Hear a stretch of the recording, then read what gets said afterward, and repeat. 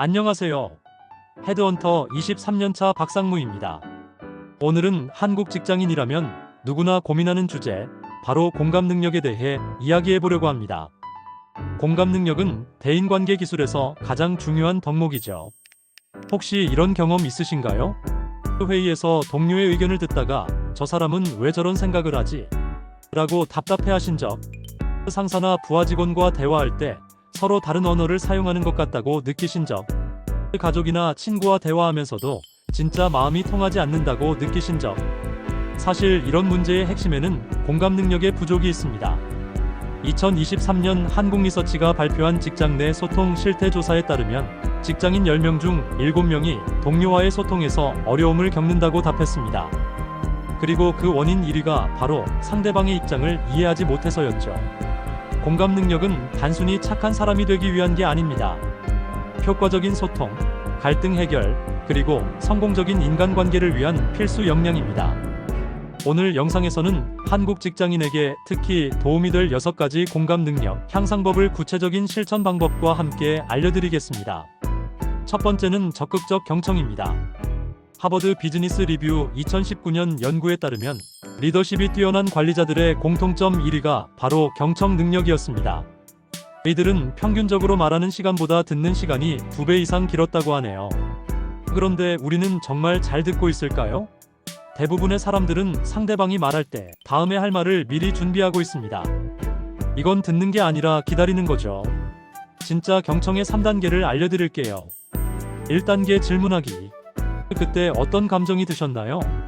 구체적으로 어떤 점이 가장 힘드셨나요? 더 자세히 말씀해 주실 수 있나요? 2단계 요약하여 확인하기. 제가 이해하기로는 납기 압박 때문에 스트레스를 받으신다는 말씀이시죠? 즉, 업무량보다는 소통의 문제가 더 크다는 뜻인가요? 3단계 비언어적 신호 관찰하기. 표정의 변화, 목소리 톤의 변화, 몸짓과 자세. 예를 들어, 직장에서 괜찮습니다라고 말하는 동료가 있다고 해봅시다. 하지만 표정이 어둡고 목소리가 평소보다 작다면 진짜로는 괜찮지 않다는 신호일 수 있죠. 이런 경청 습관을 기르면 회의에서 동료의 진짜 의견을 파악할 수 있고 고객 상담에서도 표면적인 불만이 아닌 진짜 니즈를 찾을 수 있습니다. 두 번째는 역지사지, 즉 타인의 관점에서 생각하기입니다. 스탠포드 대학교 심리학과 연구에 따르면 다른 사람의 관점에서 상황을 바라보는 연습을 한 그룹이 그렇지 않은 그룹보다 갈등 해결 능력이 40% 향상되었다고 합니다. 관점 바꾸기 3단계 실천법. 1단계 만약 내가 저 사람이라면 상상하기. 예를 들어 신입사원이 실수를 했을 때 내 관점 어떻게 이런 기본적인 실수를 하지? 신입사원 관점 처음 해보는 일이라 불안하고 질문하기도 눈치 보였는데. 2단계 다양한 배경 이해하기. 나이, 직급, 경험의 차이, 개인적 상황 육아, 건강, 경제적 상황, 문화적, 지역적 배경의 차이. 3단계 필요한 정보 수집하기. 단순히 상상하는 것을 넘어서 상대방의 입장을 제대로 이해하기 위해 질문하고 정보를 얻으세요. 실제 사례를 들어볼게요. 어떤 팀장님이 부하 직원이 자주 지각한다고 화가 났습니다. 하지만 알고 보니 그 직원은 아픈 부모님을 아침마다 병원에 모시고 출근하고 있었던 거죠. 관점을 바꿔서 생각해보니 오히려 고마운 일이었습니다. 세 번째는 감정 어휘력 확대입니다. UCLA 뇌영상 연구소의 연구에 따르면 자신의 감정을 구체적으로 표현할 수 있는 사람일수록 타인의 감정도 정확하게 읽어낸다고 합니다. 감정을 구체적으로 표현하는 것만으로도 뇌의 편도체 활성화가 줄어들어 스트레스가 감소한다고 하네요. 감정 어휘력 늘리기 실천법. 1단계 감정 일기 쓰기. 하루 끝에 5분만 투자해서 오늘 느꼈던 감정들을 구체적으로 적어보세요. 나쁜 예 오늘 기분 나빴다. 좋은 예 오늘 회의에서 제 의견이 묵살되어서 무력감과 서운함을 느꼈다. 2단계 다양한 감정 단어 학습. 같은 부정적 감정이라도 화남, 짜증, 분노, 억울함, 서운함, 실망감, 슬픔, 우울함, 허무함, 그리움, 아쉬움, 절망감. 3단계 아이 메시지로 표현하기. 당신이 해서 제가 한 감정을 느꼈습니다. 예 팀장님이 회의에서 제 아이디어를 바로 거절하셔서 제가 좀 당황스럽고 서운한 감정을 느꼈습니다. 이렇게 구체적으로 감정을 표현하면 상대방도 내 상황을 더 잘 이해할 수 있고 나 역시 상대방의 미묘한 감정 변화를 더 잘 알아차릴 수 있습니다. 네 번째는 다양한 분야의 콘텐츠 접하기입니다. 토론토 대학교 2013년 연구에 따르면 소설을 정기적으로 읽는 사람들이 그렇지 않은 사람들보다 타인의 감정을 이해하는 능력이 평균 23% 높았다고 합니다. 특히 문학 작품을 읽을 때 뇌에서 공감과 관련된 영역이 활발해진다고 하네요. 공감 능력 향상을 위한 콘텐츠 가이드 1. 다큐멘터리 추천. 워킹 푸어 EBS 경제적 어려움을 겪는 사람들의 현실. 부모 KBS 다양한 형태의 가족 이야기. 직장의 신 다양한 직업군의 생생한 이야기. 인터뷰 프로그램. 차이나는 클래스 각 분야 전문가들의 삶의 철학. 팟캐스트 지금 우리 학교는 다양한 세대의 학교 경험담. 3. 에세이 및 자서전. 다른 사람의 진솔한 경험담을 통해 간접 경험을 쌓을 수 있습니다. 중요한 건 내가 평소에 관심 없던 분야, 내가 속하지 않은 집단의 이야기를 의도적으로 찾아보는 것입니다. 예를 들어 사무직이시라면 현장직 근로자들의 이야기를, 남성이시라면 여성의 직장 생활 이야기를 들어보세요. 다섯 번째는 봉사활동 및 커뮤니티 참여입니다. 미시간 대학교 2018년 연구에 따르면 정기적으로 봉사활동을 하는 사람들이 그렇지 않은 사람들보다 직장에서의 협업 능력과 리더십 점수가 높았다고 합니다. 특히 직접적으로 사람을 돕는 봉사활동의 효과가 컸다고 하네요. 공감 능력 향상을 위한 활동 추천. 1. 정기적인 봉사활동. 독거노인 도시락 배달.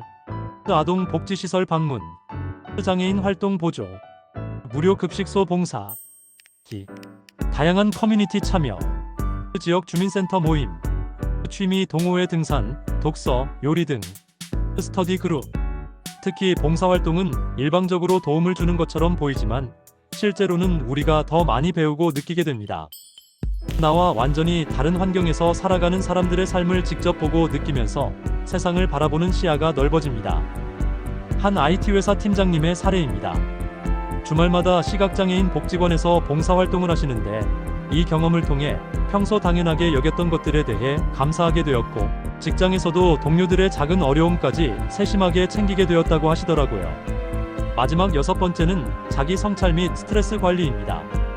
하버드 의과대학 2020년 연구에 따르면 만성 스트레스 상태에 있는 사람들은 타인의 감정을 읽는 능력이 평균 35% 감소한다고 합니다.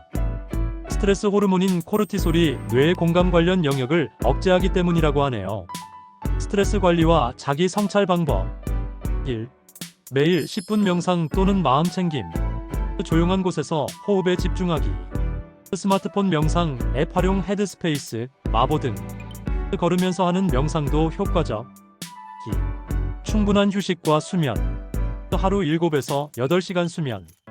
퇴근 후 완전한 휴식 시간 확보. 주말에는 업무 생각 완전히 차단. 3. 건강한 스트레스 해소법. 규칙적인 운동 주 3회 이상. 취미 활동으로 몰입 경험하기. 자연 속에서 시간 보내기. 4. 정기적인 자기 점검. 오늘 나는 어떤 감정이었나? 동료들과의 관계는 어땠나? 내가 놓친 신호는 없었나? 스트레스를 받으면 우리는 자연스럽게 자기 중심적이 됩니다. 매일 내 감정, 내 문제에만 집중하게 되죠. 하지만 마음의 여유가 있어야 다른 사람의 마음도 살필 수 있습니다. 지금까지 6가지 공감 능력 향상법을 알아봤습니다. 1. 적극적 경청 질문하고 요약하고 비언어적 신호 관찰하기. 2. 역지사지 상대방의 관점에서 생각해보기. 3. 감정 어휘력 확대 구체적인 감정 표현 연습하기. 4. 다양한 콘텐츠 접하기 나와 다른 삶의 이야기 찾아보기. 5. 봉사활동 및 커뮤니티 참여 직접 실천하며 경험 쌓기. 6. 자기 성찰 및 스트레스 관리 내 마음부터 잘 돌보기. 중요한 건 한 번에 모든 걸 다 하려고 하지 마세요. 공감 능력은 근육과 같아서 꾸준한 훈련이 필요합니다. 단계별 실천 가이드를 제안드릴게요. 1주차 적극적 경청부터 시작하세요. 하루에 한 번은 누군가의 이야기를 끝까지 들어보기. 2주차 감정 일기 쓰기 시작. 5분만 투자해서 오늘의 감정 기록하기. 3주차 나와 다른 배경의 사람 이야기 하나씩 찾아보기. 4주차 간단한 봉사활동이나 새로운 모임 알아보기. 2023년 갤럽 조사에 따르면 공감 능력이 뛰어난 직장인들이 그렇지 않은 직장인들보다 업무 만족도가 50% 높고 승진 가능성도 2배 높았다고 합니다. 공감 능력은 단순히 착한 사람이 되기 위한 게 아닙니다. 성공적인 커리어와 행복한 인간관계를 위한 핵심 역량입니다. 여러분도 오늘부터 하나씩 실천해 보시면서 더 깊이 있는 관계를 만들어 가시길 바랍니다. 도움이 되셨다면 좋아요와 구독 부탁드리고 댓글로 여러분의 공감 능력 향상 경험도 공유해 주세요. 다음 영상에서도 좋은 주제로 찾아뵙겠습니다. 감사합니다.